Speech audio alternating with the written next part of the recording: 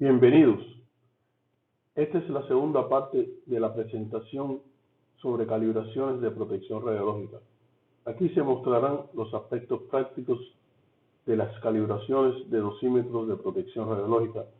La presentación fue preparada por Milos Sivanos y Gonzalo Walwin Salas.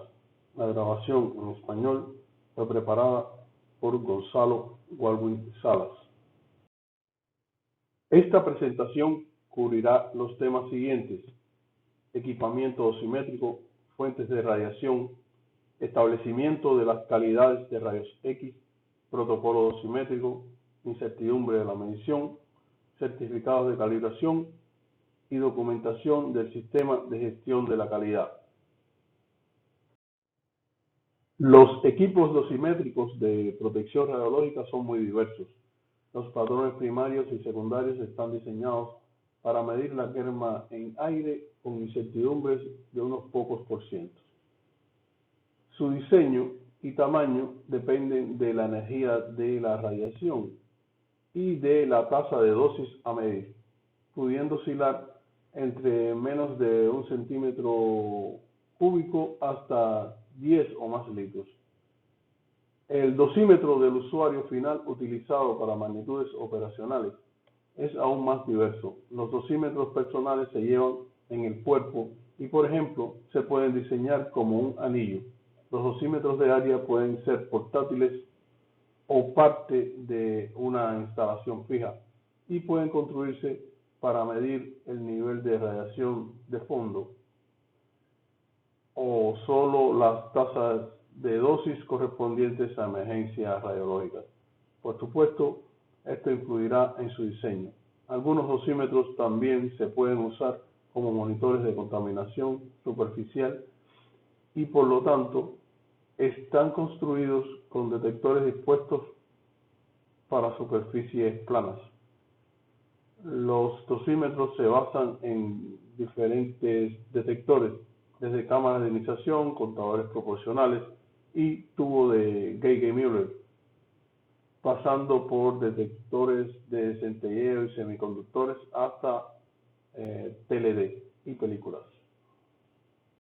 Los patrones de referencia primarios o secundarios generalmente consisten en una cámara de ionización y un electrómetro. Los patrones primarios no están calibrados, se utilizan para medidas absolutas que se explicarán en la siguiente diapositiva. Al calibrar patrones secundarios, es común calibrar todo el sistema de medición en conjunto en términos de magnitudes dosimétricas. También es posible realizar la calibración de la cámara de ionización sola. En ese caso puede usarse con cualquier electrómetro, pero es necesario calibrar el electrómetro en términos de magnitudes eléctricas. Los laboratorios primarios tienen patrones que se utilizan para mediciones absolutas. Esto significa que las magnitudes dosimétricas se obtienen mediante mediciones tasables de otras magnitudes físicas, como volumen, longitud, carga, temperatura, presión, etc., y aplicando las definiciones de magnitudes dosimétricas. Por ejemplo, se mide la masa del aire dentro del detector y la energía total depositada para después aplicar las correcciones necesarias. Los patrones primarios de Kerman-Aire más comunes son las cámaras de aire libre para fotones de bajas y medias energías y cámaras de cavidades para fotones de altas energías. También es posible hacer un patrón primario para magnitudes operacionales. Sin embargo, esto incluiría mediciones complejas de espectrometría y dentro de maniquíes, por lo que para las magnitudes operacionales se parte de otras magnitudes, como la Kerman-Aire, y se aplican coeficientes de conversión que dependen de la energía de radiación. Los patrones secundarios suelen ser cámaras de ionización esféricas ventiladas. Es común utilizar una cámara de 1 litro para calibraciones a niveles de protección radiológica en el rango de micrograde hora a miligrade horas. Los patrones secundarios se calibran en términos de magnitudes dosimétricas, generalmente Kerman-Aire, y por definición se utilizan para mediciones relativas. Los requisitos para los patrones secundarios de referencia con respecto a la dependencia energética, la estabilidad y otros parámetros se muestran en la parte 2 de la ISO 4037. Es necesario proporcionar trazabilidad al sistema internacional para todas las calidades de radiación y todas las magnitudes que se pretenden utilizar. La incertidumbre del factor de calibración debe ser inferior al 4%. Esto suele ser muy fácil de lograr para Kerman-Aire porque los valores de incertidumbre típicos de los factores de calibración están por debajo del 1%. El patrón secundario es específico para la magnitud dosimétrica prevista, lo que significa que, por ejemplo, el patrón secundario para Kerman-Aire puede no cumplir los requisitos para dosis equivalente ambiental. La dependencia energética de los patrones secundarios es importante porque las calidades de radiación establecidas en el laboratorio son siempre, por lo menos, un poco diferentes a los del laboratorio primario al cual es trazable. Si la dependencia energética de la cámara no es pronunciada, esta diferencia en la calidad de la radiación no influirá demasiado en el factor de calibración. Por supuesto, aún necesita estimar la incertidumbre debido a esta diferencia. Los requisitos son diferentes para diferentes magnitudes. Y por ejemplo, la variación máxima de la respuesta energética debe ser inferior al 10% para la Kerman-Aire en energías superiores a 30 kV y al 4% para las calidades de radiación adyacentes. La estabilidad de la cámara de ionizzación también es muy importante. Es necesario realizar chequeos periódicos de la estabilidad midiendo con una fuente radiactiva u otro parámetro que tenga un valor bien definido durante largo periodo de tiempo. El dosímetro de clase de referencia debe tener la estabilidad a largo plazo dentro del 1%. Las calibraciones de los patrones secundarios también deben ser regulares. En la nueva versión de la ISO 4037 está escrito que el periodo máximo de calibración es de 2 años, a menos que existan regulaciones nacionales diferentes. La parte 2 de la ISO 4037 también proporciona los requisitos para el funcionamiento de los patrones secundarios, considerando el tiempo de calentamiento, el número de lecturas, los ajustes a cero, etc. Puede encontrar estos requisitos en el anexo A. Las cámaras de ionización esféricas ventiladas se utilizan comúnmente en los laboratorios secundarios. En esta imagen se puede ver varias cámaras con volumen de 3.6 centímetros cúbicos, 1 litro y 10 litros. Las cámaras monitoras casi siempre son utilizadas durante las calibraciones en las calidades de radiación de rayos X. Por lo general, se instalan de forma permanente detrás de la filtración adicional utilizada para establecer la calidad de radiación. Las cámaras monitoras también son cámaras de ionización ventiladas, pero son plano-paralelas y están construidas de tal manera que sirven como cámara de transmisión. Esto significa que deben modificar el haz lo menos posible, y esto es importante porque siempre están colocados en el haz entre el foco y el dosímetro. Si puede demostrar que la estabilidad de la cámara monitora para alguna calidad de radiación está dentro del 1%, puede usarlas como dispositivo de transferencia. También puede usarla, por ejemplo, para controles de calidad, para monitorear la estabilidad del haz de radiación durante la calibración, para realizar correcciones para la salida de rayos X durante la calibración y para verificar cualquier mal funcionamiento del sistema. Por ejemplo, si el obturador está atascado, se notará inmediatamente en la cámara monitora. Las unidades de rayos X modernas suelen tener una muy buena estabilidad a corto y largo plazo, pero se recomienda el uso de cámaras monitoras. Los instrumentos de campo en protección radiológica pueden medir muchas magnitudes diferentes. Aquí solo se discutirán los instrumentos que miden en magnitudes operacionales definidas en el informe ICRU 51 y que se utilizan también en la ISO. Los dosímetros de área miden la dosis equivalente ambiental. Alternativamente pueden medir la dosis equivalente direccional. Los dosímetros personales miden la dosis equivalente personal. La mayoría de ellos son dosímetros de cuerpo entero que miden HP10. Los dosímetros para la dosis en piel y cristalinos son de menos uso en la actualidad. Los dosímetros de área son activos en su gran mayoría, aunque los TLD a veces se utilizan para el monitoreo de área.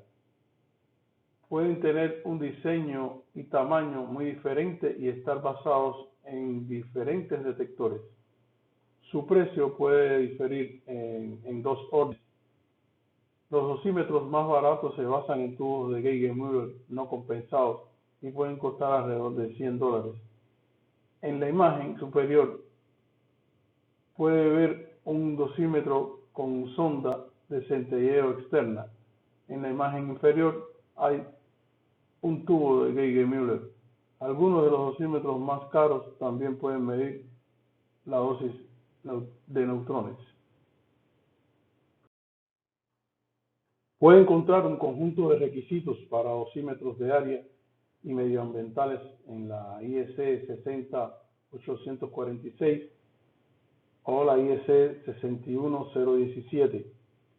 Además, si desea comprar un dosímetro de área, dependiendo de sus necesidades, podría ser una buena idea verificar si cumple con los requisitos de estas normas.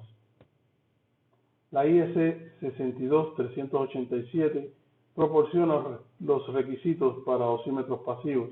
En la imagen puede ver un dosímetro de área basado en tubo de Geiger-Müller.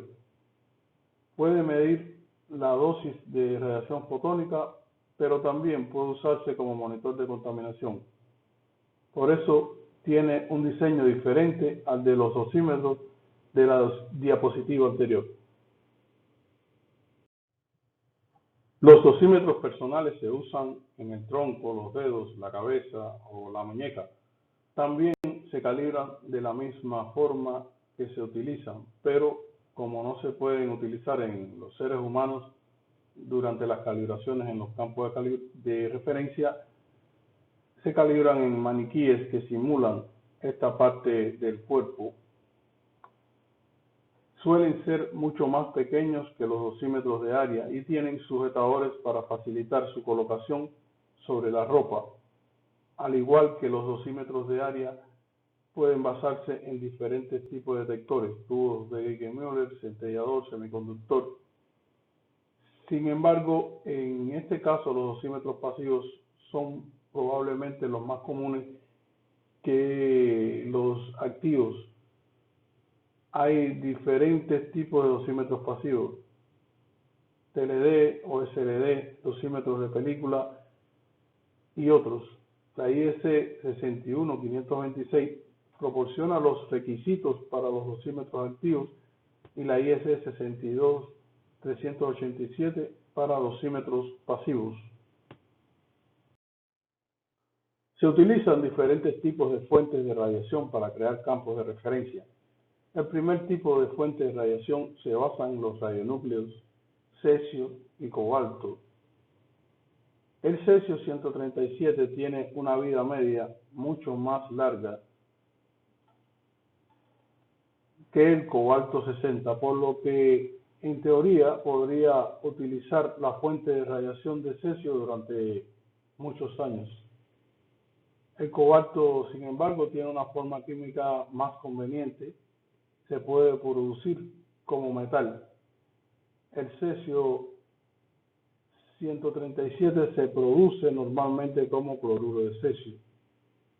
El cobalto también se puede producir con una actividad específica más alta, lo cual es importante porque queremos estar lo más cerca posible de una fuente puntual. Las impurezas radiactivas para las fuentes de referencia deberían contribuir en menos de 1% a la tasa de Kerman en aire. Tanto el cesio como el cobalto 60 son emisores beta. Por supuesto, no queremos esta influencia en nuestro campo de referencia. Este problema se resuelve encapsulando la fuente con capa suficientemente gruesa para absorber toda la radiación beta. En la nueva versión de la ISO, solo los haces colimados son considerados fuentes de referencia. Esto significa que las fuentes panorámicas que se utilizan en algunos laboratorios ya no son fuentes de referencia. En esta imagen se muestra la configuración de un irradiador con una fuente radiactiva para calibración. El colimador tiene forma cónica y los anillos se utilizan para atrapar fotones dispersos. Esta configuración se utiliza para reducir la dispersión y definir el tamaño del campo. Por lo general se requiere cubrir un amplio rango de tasas de dosis. Puede aumentar el rango de medición mediante el uso de diferentes distancias, utilizando atenuadores de plomo o utilizando múltiples fuentes. Si utiliza varias fuentes, es conveniente utilizar el mismo blindaje y colimador para todas. Los tubos de rayos X también se utilizan comúnmente como fuentes de radiación en las calibraciones de protección radiológica. Por supuesto, la mayoría de los laboratorios establecen solo varias calidades de radiación. Algunas calidades de radiación son técnicamente difíciles de establecer. Las calidades de baja energía requieren diferentes procedimientos y las calidades de altas energías a menudo no están disponibles. Los requisitos para el montaje de rayos X se dan en la tabla 13 de la ISO 4037, parte 1. En protección radiológica se utiliza para el blanco emisor el material de tungsteno. El ángulo del ánodo puede estar entre 15 y 40 grados para campos compatibles, con voltajes por encima de 30 kV, pero debe ser de 20 grados para voltajes más bajos. El material de la ventana del tubo de rayos X es de berilio para campos compatibles, mientras que en algunos casos puede ser aluminio para campos caracterizados. La filtración inherente para la mayoría de las calidades de radiación debe ser de 1 milímetro de berilio o 4 milímetros de aluminio.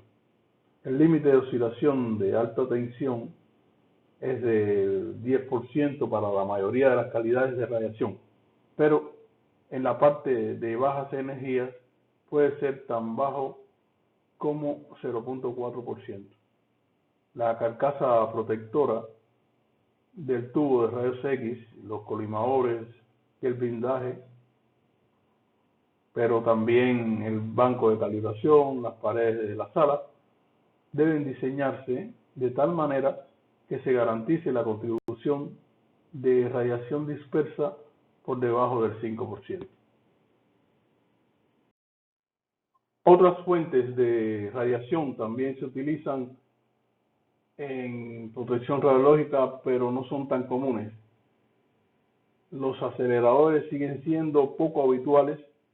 Hay varias calidades de radiación producidas por aceleradores que todavía son calidades de radiación de referencia, pero algunas de ellas fueron eliminadas en la nueva versión de la norma. Las fuentes de fluorescencia de rayos X tampoco se encuentran frecuentemente y ya no son fuentes de referencia.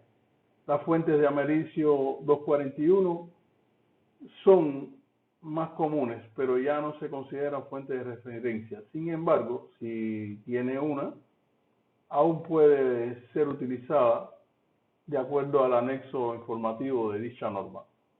Las fuentes de cobalto y cesio se pueden utilizar en diferentes configuraciones no normalizadas para los propósitos de diferentes pruebas. Por ejemplo, puede colocar una pequeña fuente de cesio en una cámara climatizada para probar la influencia de la temperatura o la humedad. Probablemente en tal caso no utilizará colimadores y blindaje según la norma ISO. Otro ejemplo son las fuentes panorámicas que estaban permitidas según la versión anterior de la ISO, pero ya no. Por supuesto, siempre puede decidir seguir la norma en todos los puntos, excepto en este punto específico para una prueba que no sea la calibración. En la siguiente parte se hablará sobre el establecimiento de las calidades de radiación de rayos X. Se brindará solo la información básica. Para una descripción detallada es necesario seguir cuidadosamente la ISO, la norma ISO. Las calidades de radiación se definen por la energía media, la resolución, la capa reductora y el coeficiente de homogeneidad. La capa reductora se define con respecto a la Kerman-Aire.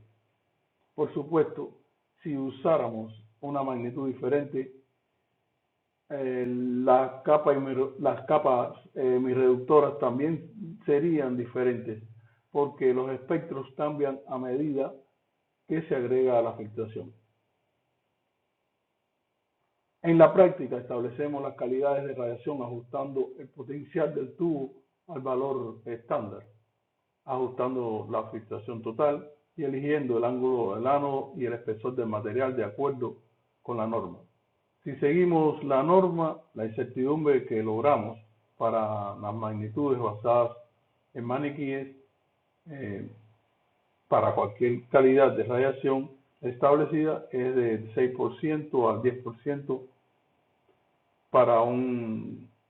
con un factor de cobertura K igual 2.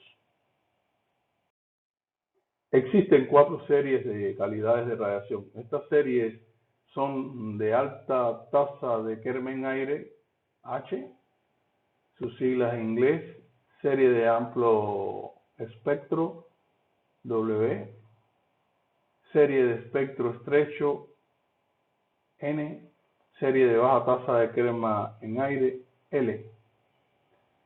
La serie N se usa con mucha frecuencia en los laboratorios secundarios. Esta serie ofrece un buen compromiso entre el ancho espectral y la tasa de dosis.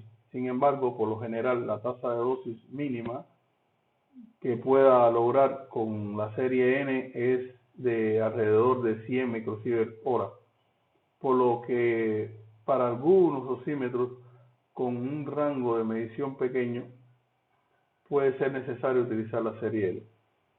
Por ejemplo, para la mayoría de los centelladores, la serie H es útil para probar las características de sobrecarga. En la nueva versión de la norma existe una clara distinción entre campos de radiación compatibles y caracterizados. La mayoría de los laboratorios secundarios utilizarán campos compatibles que serán el centro de atención en las siguientes diapositivas.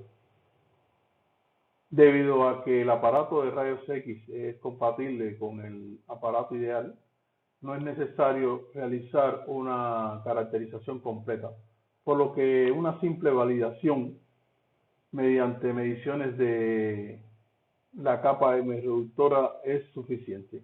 El principio de campos compatibles recuerda la forma en que la mayoría de los laboratorios ha establecido las calidades de radiación de acuerdo con la versión anterior de la norma.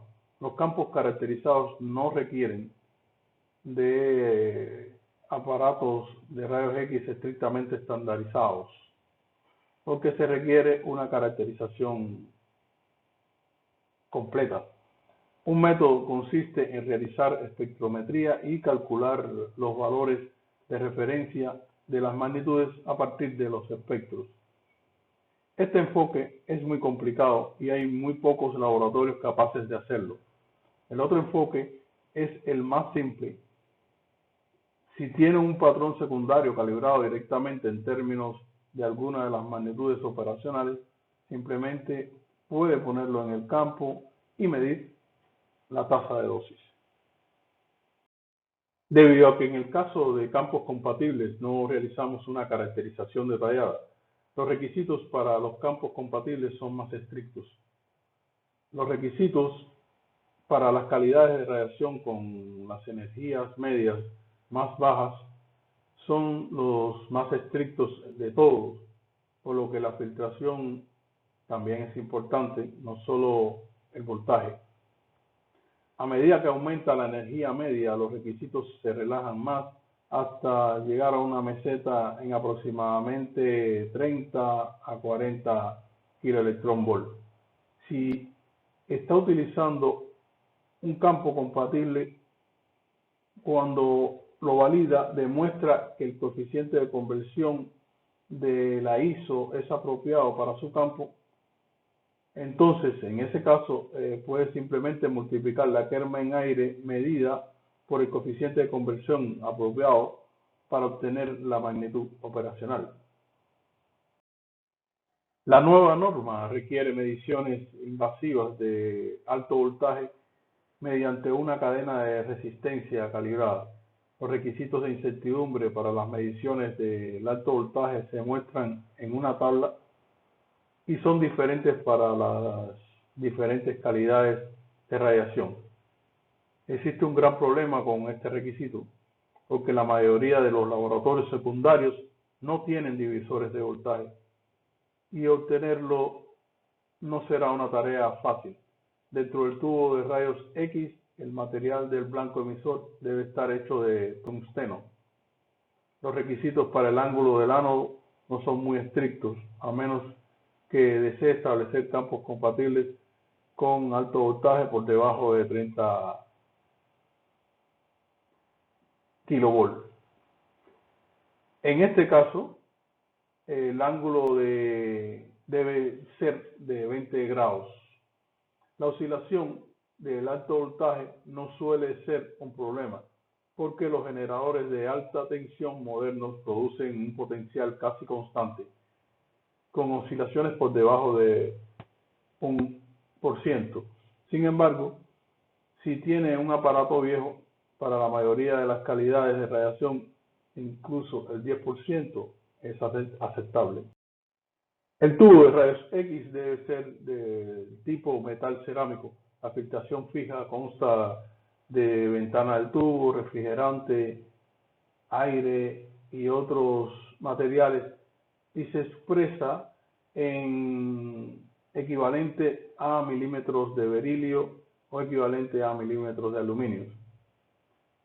Para calidades de rayos X de bajas energías, la filtración fija debe estar por debajo del equivalente de 1 milímetro de berilio. Y para calidades que comienzan a partir de, digamos, N40 por debajo del equivalente a 4 milímetros de aluminio. Es conveniente ajustar la filtración inherente exactamente a estos valores, porque así se establecen las calidades de radiación más fácilmente. Hay tablas completas con los requisitos de pureza del filtro y la tolerancia del espesor según el material, el tipo de campo y la calidad de radiación, pero también de la magnitud operacional seleccionada. Los requisitos son más estrictos para las magnitudes definidas para la profundidad de 10 milímetros. Estos criterios también se modifican en comparación con la norma anterior. La configuración, incluidos los colimadores, el blindaje y otros elementos, debe producir un campo con una homogeneidad mejor del 95%, a menos que al menos en todo el detector o el sistema detector maniquí. En la nueva norma esto es válido solo para el área de la sección transversal del haz, y en la versión anterior el requisito era para todo el volumen sensible. La configuración debe ser tal que la contribución a la radiación dispersa sea inferior del 5%. Cuando se dispone del tubo de rayos X de acuerdo con los requisitos de la norma, establecer la calidad de radiación es más sencillo. Primero, la filtración inherente se ajusta a 1 milímetro de berilio o 4 milímetros de aluminio, si no se ha hecho ya. Luego se agrega filtración adicional según la tabla para la serie elegida. Finalmente, el alto voltaje se establece en el valor nominal para la calidad de radiación seleccionada y se mide mediante una cadena de resistencia calibrada. Es importante tener en cuenta que los valores de referencia se determinan mediante un patrón de referencia con calibración trazable para cada calidad.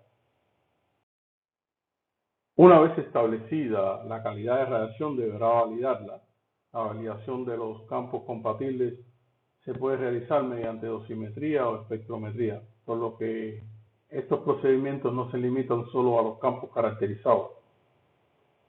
Sin embargo, la mayoría de los laboratorios tienen dispositivos para la determinación de la capa emirreductora, y este procedimiento es el más utilizado. La medición de la capa emirreductora o HVL es la forma principal de validación para la mayoría de los laboratorios. Para estos fines se necesita un conjunto de filtros de aluminio y cobre de diferentes espesores con alta pureza. Primero se mide la tasa de Kerman-aire sin ningún tipo de filtración adicional. Luego los filtros se colocan a medio camino entre el foco y el detector, y los espesores se eligen de tal manera que se obtengan varios valores alrededor del primer y segundo HVL. Los valores de HVL se determinan por interpolación entre puntos de resultados cercanos a los valores de HVL. La cámara de ionización utilizada para las mediciones de HVL debe tener una buena dependencia energética, porque el espectro del haz cambia con la filtración adicional, y debe tener un diámetro inferior a 3 centímetros. El diámetro del campo debe ser suficiente para irradiar la cámara. Los criterios de desviación de HVL medido del tabulado en la norma solo se muestran para el primer HVL. Los criterios dependen de la magnitud y la calidad de la radiación. Si tiene patrones secundarios para magnitudes operacionales o si tiene un espectrómetro, puede usarlos para crear campos caracterizados, pero también puede establecer campos compatibles y luego validarlos mediante dosimetría o espectrometría. Al validar por dosimetría se mide tanto la magnitud operacional como la Kerman-aire. Divide los valores y compara el valor calculado con el valor tabulado. La validación por espectrometría generalmente no se realiza en los laboratorios secundarios porque generalmente faltan las capacidades de espectrometría.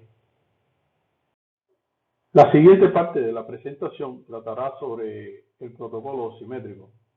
En la mayoría de los casos se utiliza el protocolo basado en NK o coeficiente de calibración en términos de Kerman-aire. Los laboratorios primarios diseminan patrones de Kerman-aire y los valores de referencia en los laboratorios secundarios se miden en términos de Kelvin-aire.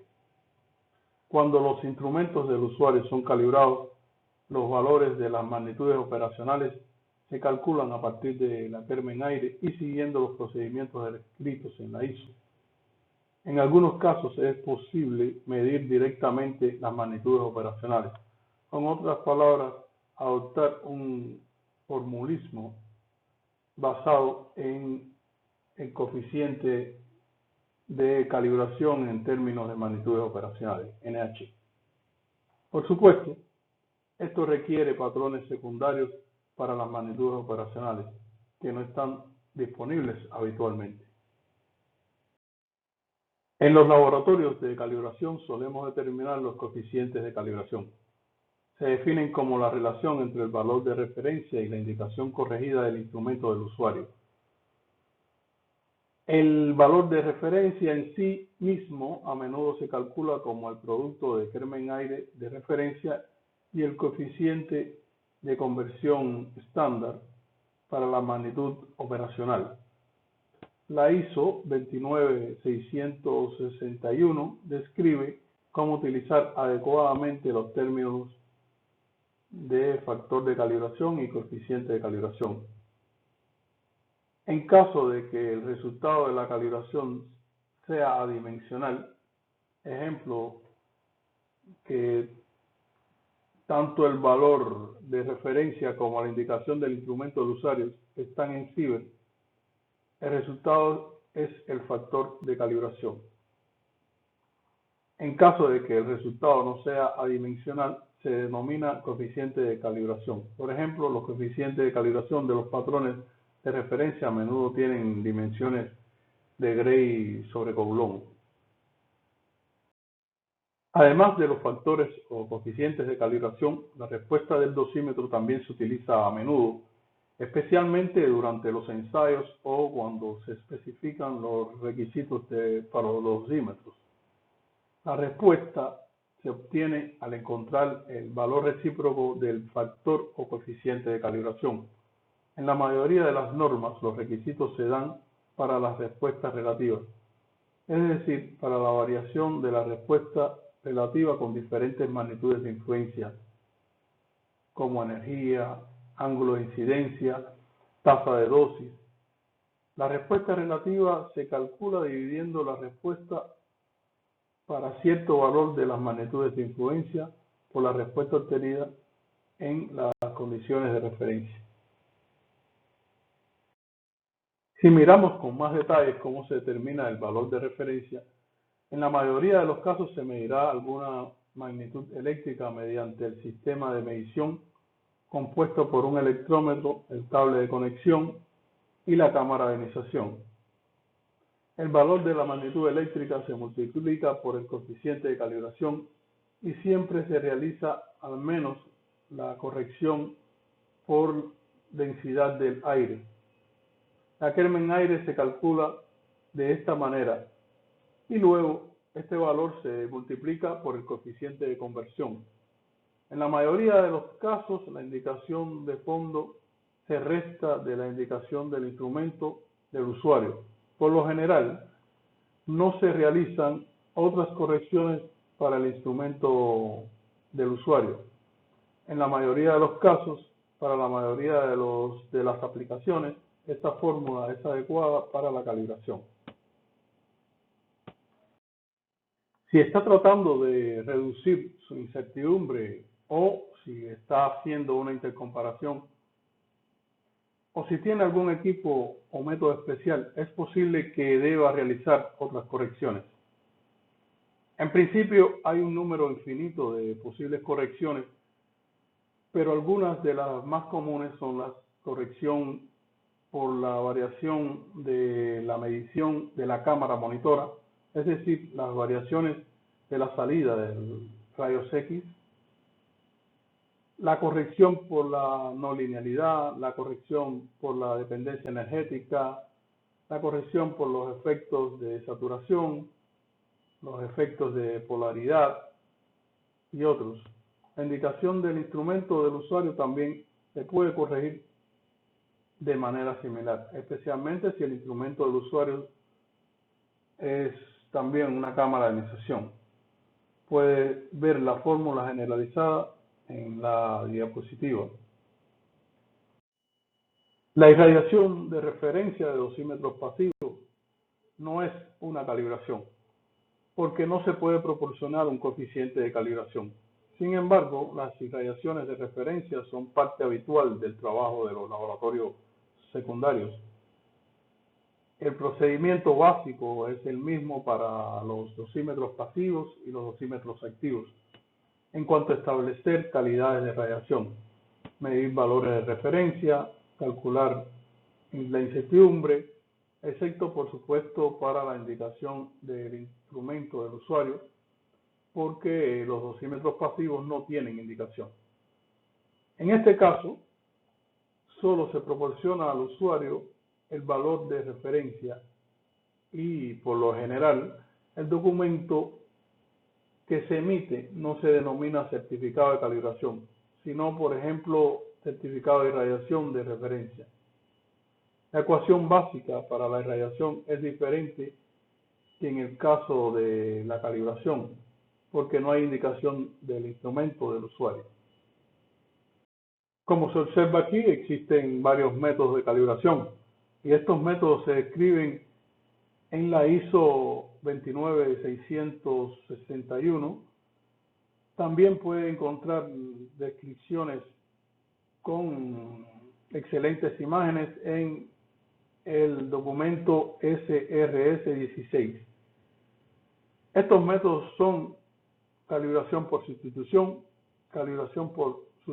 con monitor, calibración por irradiación simultánea y calibración con un campo conocido. La calibración por sustitución se utiliza en campos de radiación en los que el valor de la magnitud medida se establece durante el periodo de calibración. Se usa comúnmente en campos producidos por fuentes radiactivas, pero se puede usar en otros campos si otros métodos no son posibles y el campo es razonablemente estable.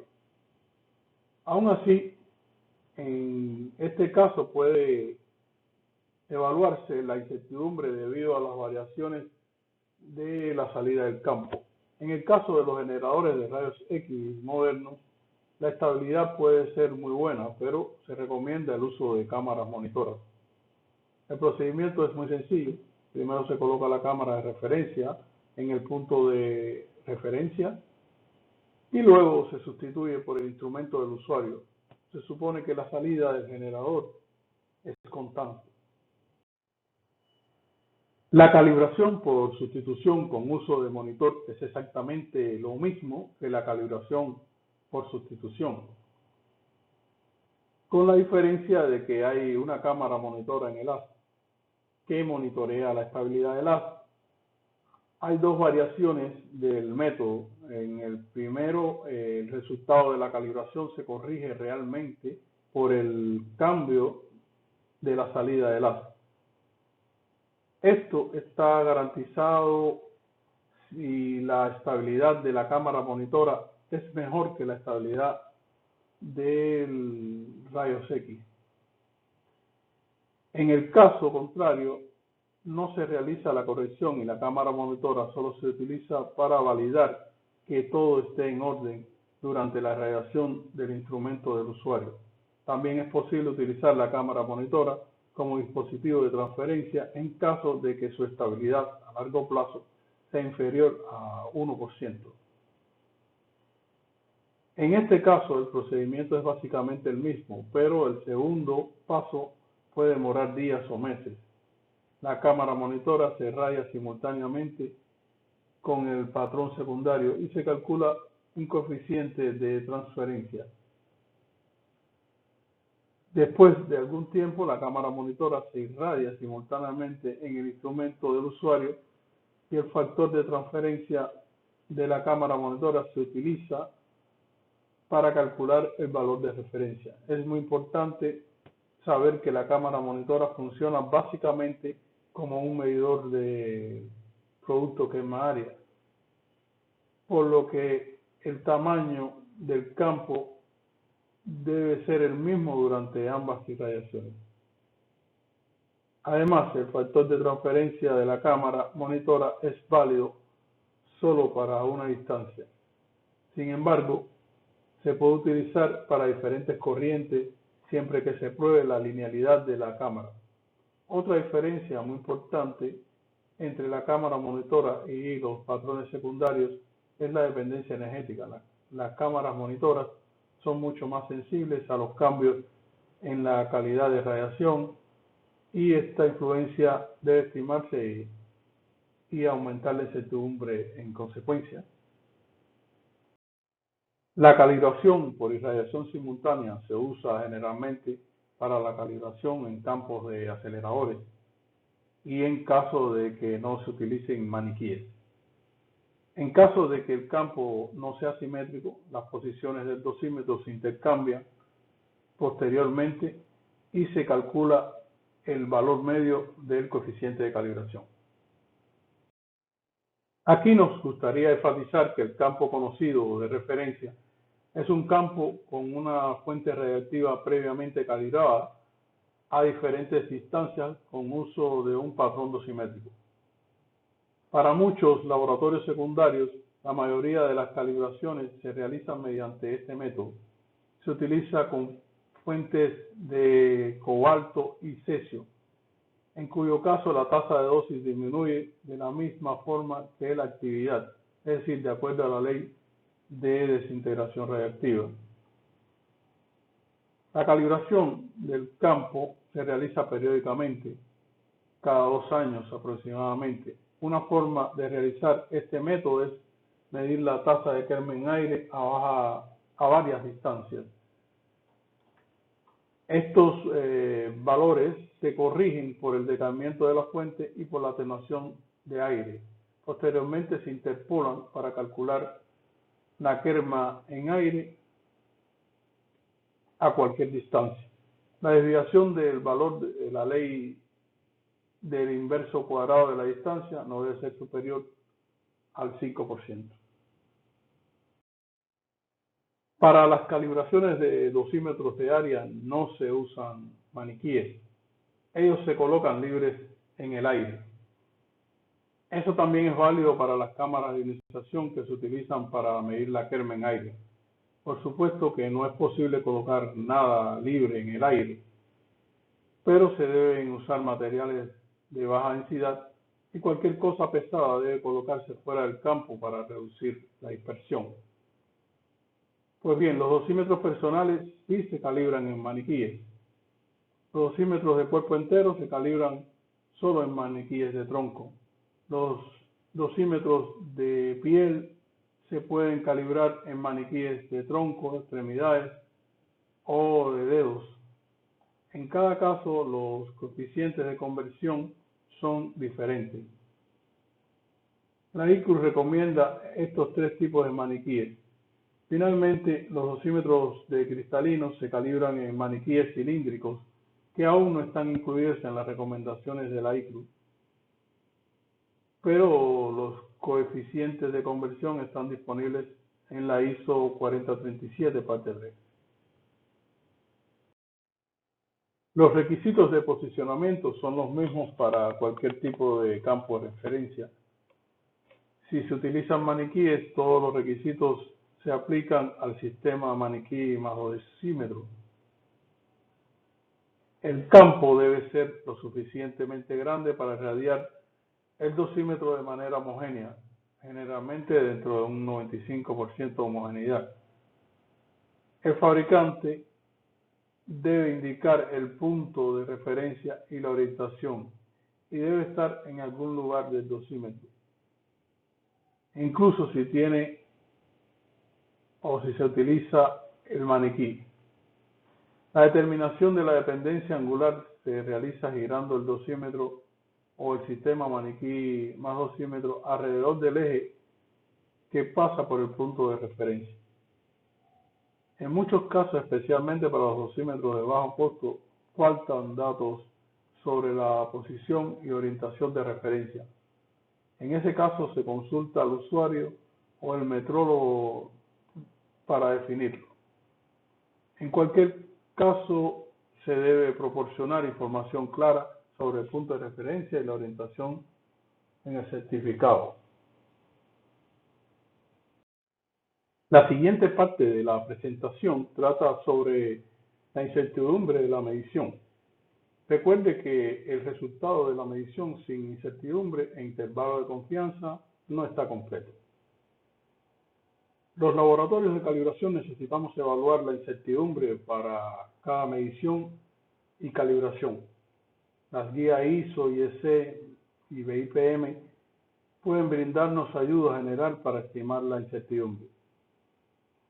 Si bien la ISO 4037 persigue incertidumbres entre el 6 y el 10% para magnitudes operacionales, se observa que en la base de datos del BIPM, la mayoría de los laboratorios tienen una incertidumbre entre el 4 y el 5%, y en algunos casos tienen una incertidumbre menor. Este desacuerdo debería evaluarse en el futuro con la implementación de la nueva versión de la norma por más laboratorios a nivel mundial.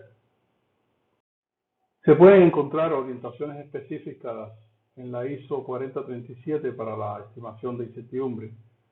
También hay un documento del OIEA, TECDOC 1585, que brinda una guía para los cálculos de incertidumbre en los laboratorios secundarios. Puede encontrar el enlace en la diapositiva. Aquí puede ver la fórmula para la propagación de incertidumbre en magnitudes no correlacionadas. Esto significa que el cambio de una magnitud no depende del cambio de otra magnitud. Generalmente asumimos que todas las magnitudes no están correlacionadas, porque de lo contrario los cálculos serían mucho más complicados. Ignorar las correlaciones en la mayoría de los casos no cambia significativamente la incertidumbre combinada. El símbolo U en esta ecuación denota la incertidumbre típica. En las calibraciones del laboratorio secundario, en la mayoría de los casos podemos reducir a multiplicación y división la ecuación para el coeficiente de calibración. En este caso, la ecuación anterior se puede simplificar mucho, como se ve en la diapositiva. En esta ecuación, UC es la incertidumbre típica combinada y UI representa las incertidumbres relativas. Se usarán estos símbolos hasta el final de la presentación. CI son los coeficientes de sensibilidad. Esta es la forma general de la ecuación para el coeficiente de calibración, con un número de correcciones no especificado. En la mayoría de los casos, las correcciones se pueden representar mediante ecuaciones que solo contienen multiplicación y división. Por tanto, se puede ver que la fórmula de incertidumbre anterior se puede aplicar fácilmente a nuestro problema. En el TECDOC 1585 se da un ejemplo de corrección de la densidad de aire y la temperatura expresadas en grados centígrados para mostrar cómo se calcula el coeficiente de sensibilidad en casos complicados. Sin embargo, es mucho más fácil expresar la temperatura en Kelvin, en cuyo caso la sensibilidad es 1. El otro ejemplo es la corrección de la desviación de la distancia de referencia. En este caso la sensibilidad es 2, porque la tasa de dosis depende del cuadrado de la distancia. Por supuesto, la distancia real tiene incertidumbre, pero la distancia nominal no tiene incertidumbre. Los componentes de la incertidumbre se pueden identificar de varias formas. Primero, la experiencia con las calibraciones es muy importante. Debe conocer bien su equipo y sus procedimientos para identificar todos los componentes de incertidumbre significativos. En segundo lugar, puede consultar el certificado de calibración del laboratorio primario o del OIEA. En tercer lugar, puede utilizar la ISO o, por ejemplo, el TECDOC 1585.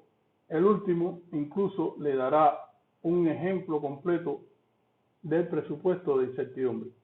La incertidumbre del coeficiente de calibración del instrumento de referencia es a menudo la mayor contribución a la incertidumbre y siempre es significativa.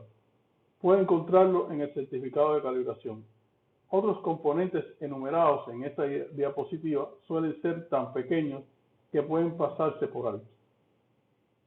Incluyen cambio cero, fugas, no linealidad del conjunto de medición de referencia, dependencia energética del patrón de referencia, mediciones de temperatura y presión y distancia de calibración. Sin embargo, debe evaluarlos e incluso si decide que son insignificantes, debe asegurarse de que sigan siendo insignificantes en todas las calibraciones. La dependencia energética puede ser importante en caso de que la cámara monitora se utilice como dispositivo de transferencia. En esta diapositiva, el único componente que siempre es significativo es la estabilidad a largo plazo del patrón de referencia. En algunos casos puede ser comparable a la incertidumbre del coeficiente de calibración. La falta de uniformidad del haz también puede ser significativa en el caso de detectores grandes o en el caso de que la cámara de referencia y el instrumento del usuario tengan volúmenes muy diferentes. La resolución es casi siempre insignificante para las cámaras de referencia, pero puede introducir una gran incertidumbre para algunos instrumentos de usuarios.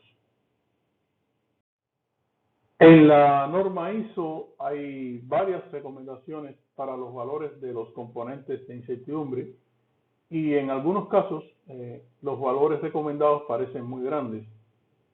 Sería beneficioso contar con una guía y una explicación más detallada de estos componentes de incertidumbres y sería beneficioso también un debate entre los laboratorios secundarios y primarios. Si toma el coeficiente de conversión de la ISO en un campo compatible, la incertidumbre es del 2% para K igual 1. Si utiliza campos conocidos de referencia e interpola valores de referencia para diferentes distancias, la incertidumbre de esta interpolación suele ser significativa.